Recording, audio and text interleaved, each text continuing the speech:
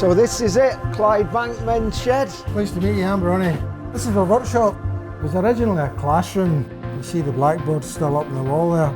It's come on a bit since I came down, and I came down originally. There wasn't even a ceiling up here, but we just see right into the rafters. With one workbench in the corner. Since then, myself and a few of the other lads got together, put a new ceiling up. All these workbenches, made them up. Wood that had to get donated to us. Benches here, made all the racks and things. This is on you.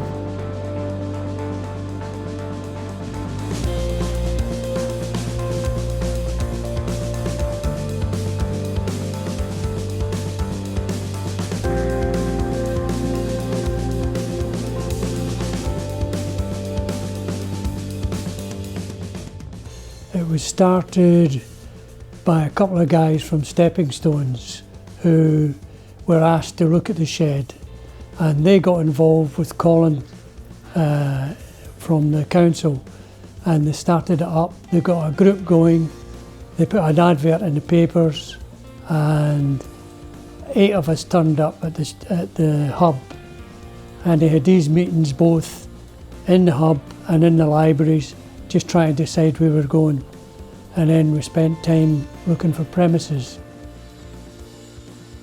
This was our very first shed. When this one came up, it fitted our bill in many ways. It was near the rail station, Dalmuir rail station. It was on a major bus route, and the other important thing was there was free car parking right outside the front door. It was owned by the council, Western Bartonshire Council. It turned out it was an attractive peppercorn rent. The major challenges in setting up and developing the shed have been people, premises and cash.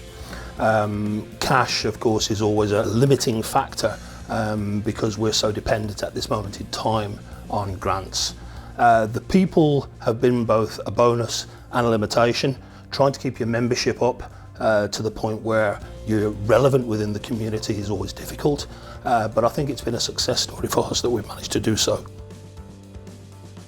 We're extremely fortunate in Clydebank, or unfortunate depending on how you look at it, in that we had a very industrial past, which means that we've got loads of people like joiners, electricians, welders, engineers, all kinds of people. Well, when I was young, we had the shipyards, you had singers, there was plenty of work, Tullis's, the Brockhouse, all these places where there was plenty of work for everyone. Now, that's very little. It's just kind of dead. It's a dead town now compared to what it was. Tullis's, they made industrial washing machines. John Brown's obviously made ships, and they had an engineering section. I served my time in the engineering section. A good apprenticeship, yeah. You learnt a lot, there was a lot of good guys to teach you, and Singers made sewing machines, which was worldwide known. Well, Browns were worldwide for shipbuilding at the time. There plenty of apprentices were starting, plenty more than they could get enough apprentices. Now the kids don't have any apprenticeships. He never went down Clydebank at 5 o'clock. Because that's when the shipyard came out, and that's when Singers came out. So he went, well, I'm not going to do Clydebank at 5. And also in Clydebank at the time, you would have plenty of shops, pubs, you need to sell the pubs, and cafes and different things, chip shops. You know, it was more a vibrancy about the town that we don't have now. And this is the old John Brown shipyard. And that's the QE2 under construction. Oh wow. And you see all the big cranes there, which are disappeared now in the towns because the shipyard was dismantled. Well, that's the whole of John Brown's yard there, all their engineering works and plating sheds. I mean, in their days, they built the whole ship. It wasn't just like nowadays where they build a shell of a ship and they bring in engines.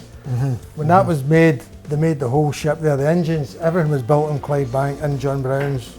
I was a sheet metal worker, you know, so I worked on the QE2 from start to finish. I was right on the QE2 when it was just like a double bottom. putting a engineer's workbench I'd made up, sitting in the double bottoms. So I served my apprenticeship in there. I was in there for quite a number of years up until it closed, the shipbuilding.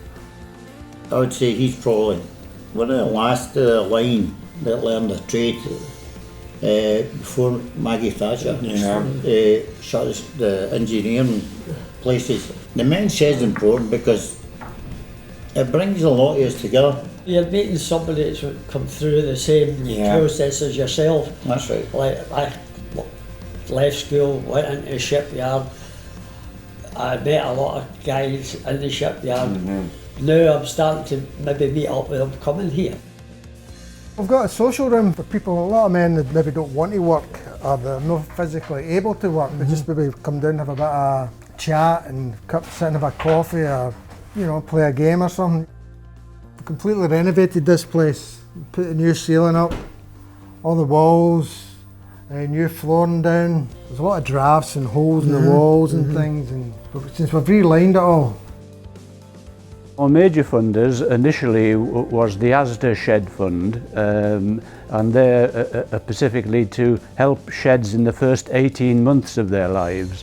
The Age Scotland is a major funder from the beginning as well as currently.